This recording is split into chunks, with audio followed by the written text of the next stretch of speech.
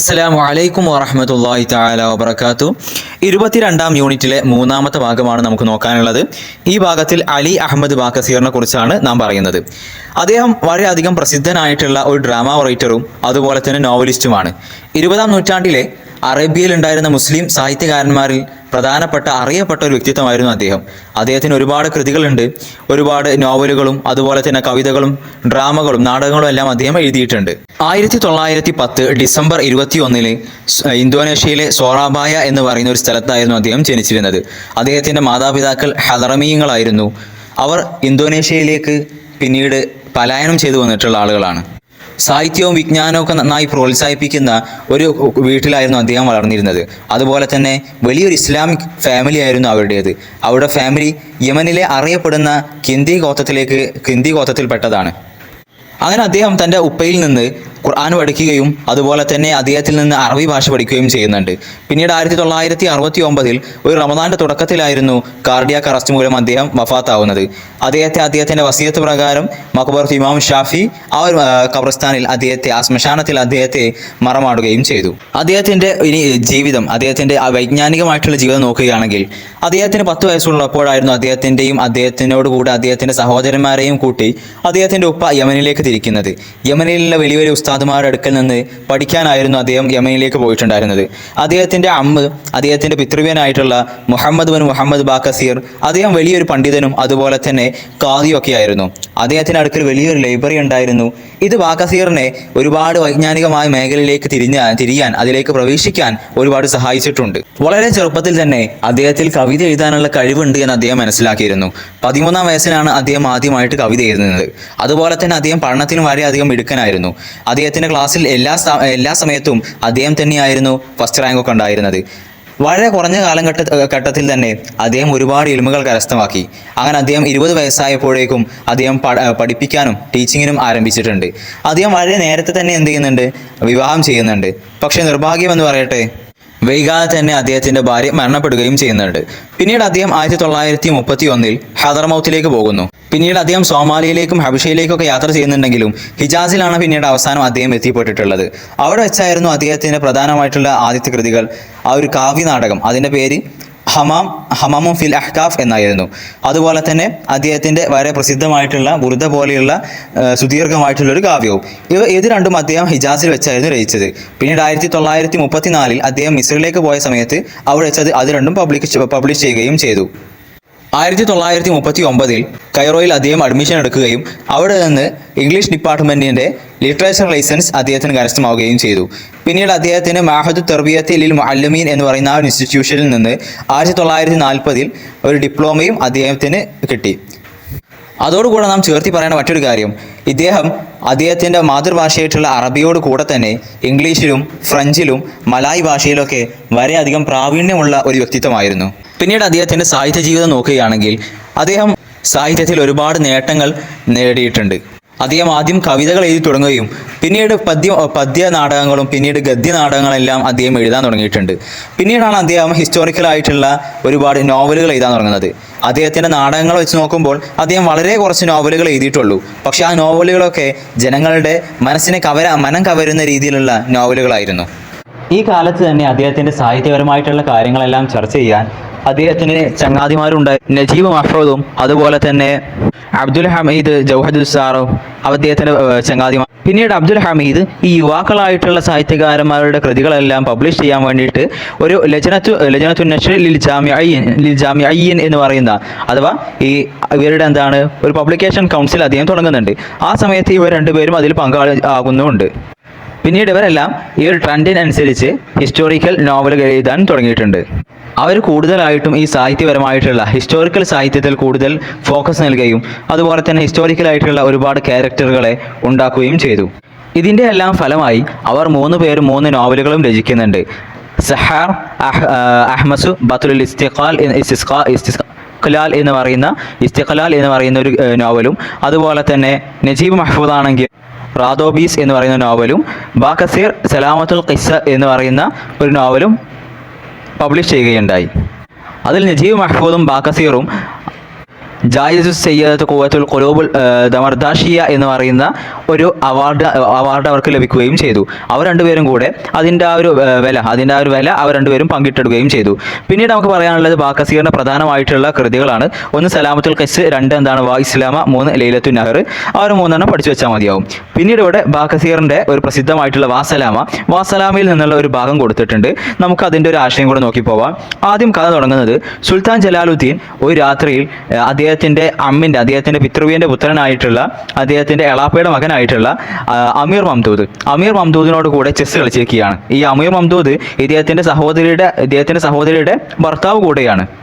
അങ്ങനെ ഇവർ രണ്ടുപേരും ഹൊസനയിലെ കൊട്ടാരത്തിൽ ചെസ് കളിച്ചുകൊണ്ടിരിക്കുന്ന സമയത്ത് സുൽത്താൻ ജലാലുദ്ദീൻ പറയുകയുണ്ടായി, എൻ്റെ ഉപ്പാക്ക് അള്ളാഹു സുബ്ഹാനഹു വ തആല പുറത്തു കൊടുക്കുമാറാവട്ടെ.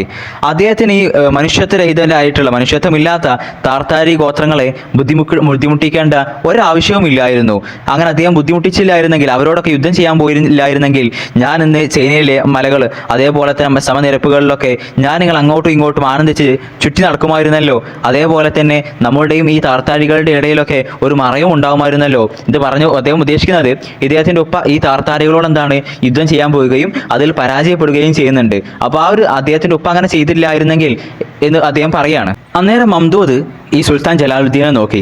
അദ്ദേഹം ചെസ് കളി നിർത്താൻ ഉദ്ദേശിക്കുന്നതായിട്ട് മംദൂദിന് തോന്നി. മംദൂദ് സുൽത്താൻ ജലാലുദ്ദീനോട് പറഞ്ഞു, എൻ്റെ പിതൃവ്യൻ, എൻ്റെ എളാപ്പ അഥവാ നിങ്ങളുടെ ഉപ്പ അഥവാ സുൽത്താൻ ജലാലുദ്ദീൻ്റെ ഉപ്പയാണ് ഇവരുടെ എളാപ്പ. അദ്ദേഹത്തിൻ്റെ പേരെന്താണ്? ഹവാരിസിം ഷാ. അദ്ദേഹത്തിൻ്റെ വിധിയുടെ ഒരു പിഴവായിരുന്നു അത്. അദ്ദേഹം താർത്താരികളുമായിട്ട് യുദ്ധം ചെയ്യുക എന്നുള്ളത്. പക്ഷേ നമ്മൾ അദ്ദേഹത്തെ ആക്ഷേപിക്കുകയാണെങ്കിലും ഒരു പരിധിക്കപ്പുറമൊന്നും ആക്ഷേപിക്കേണ്ട ആവശ്യമൊന്നുമില്ല. കാരണം അദ്ദേഹത്തിൻ്റെ കാലഘട്ടത്തിലുള്ള രാജാക്കന്മാരിൽ ഏറ്റവും വലിയ രാജാവ് അദ്ദേഹമാണ്. അതേപോലെ തന്നെ അദ്ദേഹത്തിനായിരുന്നു ഏറ്റവും കൂടുതൽ സാമ്രാജ്യമുള്ള ഒരു വ്യക്തിയായിരുന്നു അദ്ദേഹം. അതേപോലെ തന്നെ അദ്ദേഹത്തിൻ്റെ കാലക്കാരിൽ തന്നെ ഏറ്റവും ശക്തനായിട്ടുള്ള ഒരു രാജാവായിരുന്നു അദ്ദേഹം. അതുകൊണ്ട് തന്നെ അദ്ദേഹത്തിന്റെ രാജ്യത്തിന്റെ വിസ്തൃതി കൂട്ടേണ്ടതുണ്ടായിരുന്നു. അതേപോലെ തന്നെ അദ്ദേഹത്തിന്റെ സൈന്യമെല്ലാം ഇദ്ദേഹം യുദ്ധം ചെയ്തിട്ടില്ലെങ്കിൽ അദ്ദേഹത്തിന്റെ സൈന്യങ്ങളെല്ലാം പണിയില്ലാതായി പോയില്ലേ. അതുകൊണ്ട് അദ്ദേഹത്തിന് യുദ്ധങ്ങൾ ചെയ്യുകയും അദ്ദേഹത്തിന്റെ രാജ്യത്തിന്റെ വിസ്തൃതി കൂട്ടേണ്ടത് അനിവാര്യമായിരുന്നു. അതിന് അദ്ദേഹം ഇസ്ലാം ഇതുവരെ പ്രവേശിച്ചിട്ടില്ലാത്ത രാജ്യങ്ങളായിരുന്നു തിരഞ്ഞെടുത്തത്. അപ്പോൾ ദുന്യവിയായിട്ടുള്ള ഒരു നേട്ടവും ഉണ്ടാവും, അതേപോലെ തന്നെ ഉഖ്റവിയായിട്ടുള്ള നേട്ടവും ഉണ്ടാവും. ദുന്യവിയായിട്ട് അദ്ദേഹത്തിന്റെ രാജ്യം വികസിപ്പിക്കാനും കഴിയും, അതേപോലെ തന്നെ ഉഖ്റവിയായിട്ട് നോക്കുകയാണെങ്കിൽ, ആത്മീയമായിട്ട് നോക്കുകയാണെങ്കിൽ ഇസ്ലാമിനെ പ്രചരിപ്പിക്കാനും കഴിയും. ആ ഒരു രീതിയായിരുന്നു അദ്ദേഹം ഉദ്ദേശിച്ചിരുന്നത്. അതിനു വേണ്ടിയിട്ടാണ് അദ്ദേഹം താർത്താരികളുമായിട്ട് യുദ്ധം ചെയ്തത്. ഇതൊക്കെ കേട്ടപ്പോൾ സുൽത്താൻ ജലാലുദ്ദീന്റെ മുഖത്ത് ചെറിയൊരു വ്യത്യാസമുണ്ടായി. അദ്ദേഹത്തിന്റെ മുഖത്ത് വളരെയധികം ഒരു വിഷമമുണ്ട്. അദ്ദേഹം പറഞ്ഞു, എന്നിട്ട് എന്താണ് നമ്മൾ ഉപ്പ നേടിയിട്ടുള്ളത്? അദ്ദേഹം എന്താണ് നേടിയത്? അദ്ദേഹം താർത്താരികളുമായിട്ട് യുദ്ധം ചെയ്തപ്പോൾ അദ്ദേഹത്തിന്റെ രാജ്യത്തിൽ നിന്ന് ഒരു വലിയ ഭാഗം തന്നെ അദ്ദേഹത്തിന് നഷ്ടമായി. അതേപോലെ തന്നെ ഈ ഗാഫര്യങ്ങളായിട്ടുള്ള താർത്താരികൾ അവരുടെ ആ ഒരു പ്രളയം ഈ മുസ്ലിം നാടുകളെ വെള്ളത്തിൽ മുക്കിക്കളഞ്ഞു. അഥവാ താർത്താരികൾ മുസ്ലിം നാടുകളിലേക്ക് ഇരച്ചു കയറുകയുണ്ടായി. ഇതിനൊക്കെ റബ്ബിന്റെ മുമ്പിൽ എൻ്റെ ഉപ്പ ഉത്തരം പറയേണ്ടി വരുമല്ലോ എന്നാണ് ഞാൻ പേടിക്കുന്നത് എന്ന് സുൽത്താൻ ജലാലുദ്ദീൻ പറഞ്ഞു. എനിക്കറിയാം ഈ മുസ്ലിം രാജ്യങ്ങളൊക്കെ സംരക്ഷിക്കാനും അതിനെ സംരക്ഷിക്കാൻ വേണ്ടിയിട്ട് അദ്ദേഹം സ്വയം സമർപ്പിച്ചിട്ടുണ്ട്. അതുപോലെ തന്നെ ഒരു കരുണയുമില്ലാതെ മുസ്ലിം രാജ്യങ്ങൾക്ക് വേണ്ടിയിട്ട് അദ്ദേഹം യുദ്ധം ചെയ്തിട്ടുമുണ്ട്. പക്ഷേ അദ്ദേഹത്തിൻ്റെ ഒരു പരാജയം എത്തുന്നവരെ അദ്ദേഹം ഒരുപാട് യുദ്ധങ്ങൾ ചെയ്തിട്ടുണ്ട്, ഇസ്ലാമിന് വേണ്ടി ഒരുപാട് യുദ്ധങ്ങൾ ചെയ്തിട്ടുണ്ട്. പക്ഷേ അവസാന കാലഘട്ടത്തിൽ അദ്ദേഹം ഏകനായിക്കൊണ്ട് വിദൂരത്തിലുള്ള ഒരു ദ്വീപിൽ വെച്ച് മരണപ്പെടുകയാണല്ലോ ഉണ്ടായത്. അദ്ദേഹം ഈ താർത്താരികളുമായിട്ടുള്ള യുദ്ധത്തിന്റെ മുമ്പ് അദ്ദേഹത്തിന്റെ പ്രതാപത്തിന്റെ കാലഘട്ടത്തിൽ അദ്ദേഹം മരിച്ചിരുന്നെങ്കിൽ എത്ര നന്നായിരുന്നു. അങ്ങനെ അദ്ദേഹം ആ ഒരു സമയത്ത് മരിച്ചിരുന്നെങ്കിൽ, ഈ യുദ്ധത്തിനൊക്കെ മുമ്പ് മരിച്ചിരുന്നെങ്കിൽ നമുക്കൊരു വലിയ രാജ്യം നമുക്ക് കിട്ടുമായിരുന്നു. അതേപോലെ തന്നെ അദ്ദേഹം നമ്മളിൽ നിന്ന് വിട്ടുപിരിഞ്ഞതിൽ വലിയൊരു വിഷമം ഉണ്ടായിരുന്നു. അതേപോലെ തന്നെ അള്ളാഹുവിൻ്റെ അടുക്കൽ അദ്ദേഹം വലിയ സ്ഥാനം ലഭിക്കും എന്ന് നമുക്ക് വിചാരിക്കാമായിരുന്നു. പക്ഷേ ഈ ഒരു സമയത്ത് അദ്ദേഹം യുദ്ധം ചെയ്താണ് രാജ്യമെല്ലാം നഷ്ടപ്പെടുത്തി. അതേപോലെ തന്നെ ഇസ്ലാമിൻ്റെ പ്രഭ നഷ്ടപ്പെടുത്തി. മുസ്ലിമീങ്ങളുടെ രക്തമെല്ലാം അരുവികൾ പോലെ ഒഴുകാൻ തുടങ്ങി. അതുപോലെ തന്നെ അവരുടെ മുസ്ലിം നാടുകളെല്ലാം തീയിനാൽ ആളിക്കത്തുകയും ചെയ്തു. പിന്നീട് ഈ താർത്താരികളാണെങ്കിലോ അവരാണെങ്കിൽ ഈ നാശത്തിൻ്റെ ദൂതരാണ്. അവരെങ്ങാനും ഒരു പട്ടണത്തിൽ പ്രവേശിച്ചു കഴിഞ്ഞാൽ അതിനെ മുഴുവൻ അവർ നശിപ്പിക്കും. അതുപോലെ തന്നെ അവിടെയുള്ള പച്ചയായതും ഉണങ്ങിയതും എല്ലാം അവർ നശിപ്പിച്ചു കളയും. അതേപോലെ തന്നെ അവരൊരു സമൂഹത്തിന് മേൽ പ്രവേശിക്കുകയാണെങ്കിൽ അവിടെയുള്ള എല്ലാ പുരുഷന്മാരെയും അവർ കൊന്നുകളയും. അവിടെയുള്ള കുട്ടികളെല്ലാം അവർ ബലി നൽകും. അവിടെയുള്ള ഗർഭിണികളുടെ വയറുകളെല്ലാം അവർ കീറിക്കളയും. അവിടെയുള്ള സ്ത്രീകളുടെ അഭിമാനത്തെ അവർ പിച്ചി ചീന്തിക്കളയും. ഇത്രയും പറഞ്ഞപ്പോഴേക്കും സുൽത്താൻ ജലാലുദ്ദീൻ്റെ കണ്ണുകളെല്ലാം നിറഞ്ഞിട്ടുണ്ട്. അദ്ദേഹത്തിന് സംസാരിക്കാൻ കഴിയുന്നില്ല. ആ സമയത്ത് മംദൂദിന് മനസ്സിലായി ഇദ്ദേഹത്തിന് കരച്ചിൽ വരാൻ ഇരിക്കുകയാണെന്ന്. അങ്ങനെ അവർ രണ്ടുപേരും നടന്ന സംഭവങ്ങളെക്കുറിച്ച് ആലോചിച്ച് കുറച്ചു നേരം കരഞ്ഞു. അവർ കരഞ്ഞത് നിസ്സാരപ്പെട്ട ഒരു കാര്യത്തെ ആലോചിച്ച് ആയിരുന്നില്ല, മറിച്ച് അവരുടെ കുടുംബത്തിൽ നിന്നുള്ള സ്ത്രീകൾക്ക് അനുഭവിക്കേണ്ടി വരുന്ന ദുരിതത്തെക്കുറിച്ചായിരുന്നു. ഈ യുദ്ധം നടക്കുന്ന സമയത്ത് ഈ ഹവാരിം ഷാ അദ്ദേഹത്തിൻ്റെ ഭാര്യയെയും അതേപോലെ തന്നെ സഹോദരിമാരെയെല്ലാം അവിടെ നിന്ന് അയക്കുന്നുണ്ട്.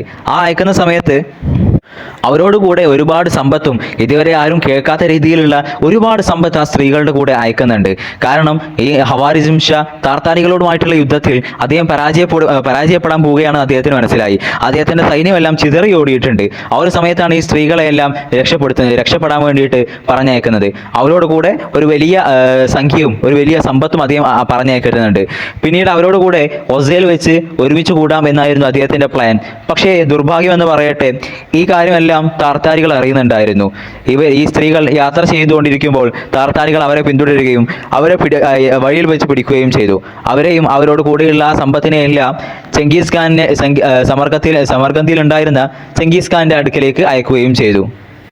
സുൽത്താൻ ജലാലുദ്ദീൻ അദ്ദേഹത്തിൻ്റെ കണ്ണുനീര് തുടച്ചുകൊണ്ട് അദ്ദേഹം പറഞ്ഞു, എന്ത് കഷ്ടമാണ് മംദൂദേ, ഈ ദുനിയാവിൽ നമുക്കെത്തിയതിനേക്കാൾ വലിയ മുസീബത്ത് വേറെ ആർക്കും ഉണ്ടായിരിക്കില്ല.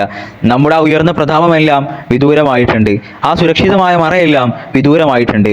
നമ്മുടെ ഉമ്മയും പെങ്ങന്മാരും എല്ലാം അക്രമകാരികളായിട്ടുള്ള താർത്താരികളുടെ അടുക്കലേക്ക് വലിച്ചിഴക്കപ്പെട്ടിട്ടുണ്ട്.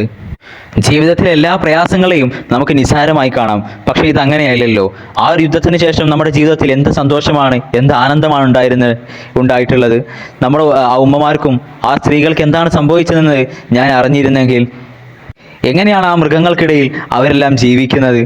എൻ്റെ ഉപ്പ അദ്ദേഹത്തിൻ്റെ കൈകൊണ്ട് ആ സ്ത്രീകളെല്ലാം കൊന്നു കളഞ്ഞിരുന്നെങ്കിൽ, അല്ലെങ്കിൽ അദ്ദേഹം അവരെല്ലാം മണ്ണിലിട്ട് മൂടിയിരുന്നെങ്കിൽ, അതുമല്ലെങ്കിൽ അവരെല്ലാം കടലിൽ എറിഞ്ഞു കൊന്നിരുന്നെങ്കിൽ, ഈ താർത്താരികളുടെ കയ്യിൽ ചെങ്കീസ് ഖാന്റെ കയ്യിൽ തടവ് പുള്ളികളായിട്ട് അവർ പിടിക്കപ്പെടുന്നതിനേക്കാൾ നല്ലത് അതായിരുന്നു.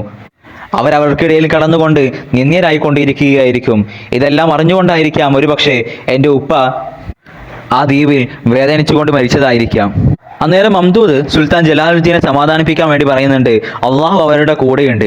നമ്മുടെ വാളുകൊണ്ട് അള്ളാഹു അവരെ ഒരുപക്ഷെ രക്ഷിച്ചേക്കാം, അഥവാ നമുക്ക് യുദ്ധം ചെയ്തുകൊണ്ട് അവരെ മോചിപ്പിക്കാൻ കഴിഞ്ഞേക്കാം എന്ന് മംദൂദ് പറയുകയാണ്. അന്നേരം ജലാലുദ്ദീൻ പറയുന്നു, അതെല്ലാം വിദൂരമായിട്ടുണ്ട് മംദൂദേ. ഖുറാസാൻ മുഴുവനായിട്ടും താർത്താരികൾക്ക് കീഴ്പ്പെട്ടിട്ടുണ്ട്. അതുപോലെ തന്നെ അവർ റയ്യിലും പ്രവേശിച്ചിട്ടുണ്ട്. അവർ ഹംദാനെയും അതേപോലെ തന്നെ ബ്രിഞ്ചാനെയും ഖസ്വീനെയും എല്ലാം അവർ ഉടമപ്പെടുത്തിയിട്ടുണ്ട്. ഇതെല്ലാം ഇപ്പോൾ അവർ കീഴടക്കിയിട്ടുണ്ട്. അതുകൊണ്ട് ഒരിക്കലും അവരെ നമുക്ക് പരാജയപ്പെടുത്താൻ കഴിയുകയില്ല. അവരുടെ ആ അക്രമികളുടെ നേതാവായിട്ടുള്ള ചെങ്കീസ് ഖാൻ അയാൾ സമർഖന്ദിൽ അയാളുടെ കേന്ദ്രമാക്കിയിട്ടുണ്ട്. അവിടെ നിന്ന് അദ്ദേഹത്തിൻ്റെ സൈന്യത്തെ ഇങ്ങനെ എല്ലാ ഭാഗത്തേക്കും പറഞ്ഞുകൊണ്ടിരിക്കുകയാണ്. അവരെ പരാജയപ്പെടുത്താൻ നമുക്ക് കഴിയുമെന്ന് നിനക്ക് തോന്നുന്നുണ്ടോ? ഈ ചെങ്കീസ് ഖാനോട് എൻ്റെ ഉപ്പ യുദ്ധം ചെയ്ത സമയത്ത് അദ്ദേഹത്തിന് ബുഹാറയിൽ ഏകദേശം 20,000 കുതിരപ്പടയാളികൾ ഉണ്ടായിരുന്നു. അതേപോലെ തന്നെ സമർഖന്ദിൽ 50,000 കുതിരപ്പടയാളികൾ ഉണ്ടായിരുന്നു. അതേപോലെ തന്നെ ഉപ്പയോടുകൂടെ ഇതിൻ്റെ ഇരട്ടി കുതിരപ്പടയാളികൾ ഉപ്പയോട് കൂടെയും ഉണ്ടായിരുന്നു. ഇതൊക്കെ ഉണ്ടായിട്ടും എൻ്റെ ഉപ്പാക്ക് ചെങ്കീസ് ഖാനോട് കൂടെ പിടിച്ചു നിൽക്കാൻ കഴിഞ്ഞിട്ടില്ല. ചെങ്കീസ് ഖാനെ പരാജയപ്പെടുത്താൻ കഴിഞ്ഞിട്ടില്ല. എൻ്റെ ഉപ്പ വളരെയധികം ധീരനായിരുന്നു. അദ്ദേഹത്തിന് വലിയ സ്വാധീനം ഉണ്ടായിരുന്നു, കാർക്കശ്യം ഉണ്ടായിരുന്നു. പക്ഷേ നിനക്ക് എന്നെ അറിയില്ലേ, ഞാനാണെങ്കിൽ അദ്ദേഹത്തിന് താഴെയാണ്. ഏത് കാര്യത്തിൽ എടുത്തു കഴിഞ്ഞാലും അദ്ദേഹത്തിൻ്റെ അത്ര ധൈര്യമോ ധീരതയോ ഒന്നും എനിക്കില്ല. ആ ഉപ്പാക്ക് വരെ ഇവരുടെ മുമ്പിൽ പിടിച്ചു നിൽക്കാൻ കഴിഞ്ഞിട്ടില്ല. പിന്നെ എങ്ങനെയാണ് നമുക്ക് ജീവിക്കാൻ, നമുക്ക് അവരുടെ മുമ്പിൽ അവരെ പരാജയപ്പെടുത്താൻ കഴിയുക? ഈ ഒരു അവസ്ഥയിലാണെങ്കിലോ ആ താർത്താരികൾ വളരെയധികം ശക്തി പ്രാപിച്ചിട്ടുണ്ട്. അവർ അവരുടെ ഒരുപാട് നാടുകൾ കീഴ്പ്പെടുത്തി അവർ വലിയ സാമ്രാജ്യമായി തീർന്നിട്ടുണ്ട്. ഏതായാലും അവസാനം അദ്ദേഹത്തെ സമാധാനിപ്പിക്കാൻ വേണ്ടിയിട്ട് മംദൂദ് പറയുന്നുണ്ട്, നിങ്ങൾ ആരാണെന്ന് നിങ്ങൾക്കറിയില്ലേ? നിങ്ങൾ ഹവാരിം ഷായുടെ മകനാണ്. നിങ്ങൾ അദ്ദേഹത്തിൻ്റെ അനന്തരാവകാശിയാണ്. അദ്ദേഹത്തിൻ്റെ നാടുകളിൽ നിങ്ങളാണ് അടുത്ത ഖലീഫയായി വരേണ്ടത്, രാജാവായി വരേണ്ടത്. നിങ്ങൾക്ക് നിങ്ങളുടെ ശത്രുവിൻ്റെ പരാജയത്തിൽ നിന്ന് നിങ്ങൾ ഒരിക്കലും നിരാശപ്പെടരുത്. അതുപോലെ തന്നെ നിങ്ങളുടെ പ്രജകളുടെ നാടുകളിൽ നിന്ന് അവർ ഓടിപ്പോകുന്നതിൽ നിന്നും നിങ്ങൾ ഒരിക്കലും നിരാശപ്പെടരുത്. നിങ്ങൾ പ്രതീക്ഷിച്ചുകൊണ്ടേയിരിക്കുക, ഒരു ദിവസം നമ്മൾക്ക് വിജയം വരും എന്ന് പറഞ്ഞുകൊണ്ട് മംദൂദ് അദ്ദേഹത്തെ സമാധാനിപ്പിക്കുകയും ചെയ്തു. അസ്സലാമു അലൈക്കും വറഹ്മത്തുള്ളാഹി തആല വബറകാതുഹു.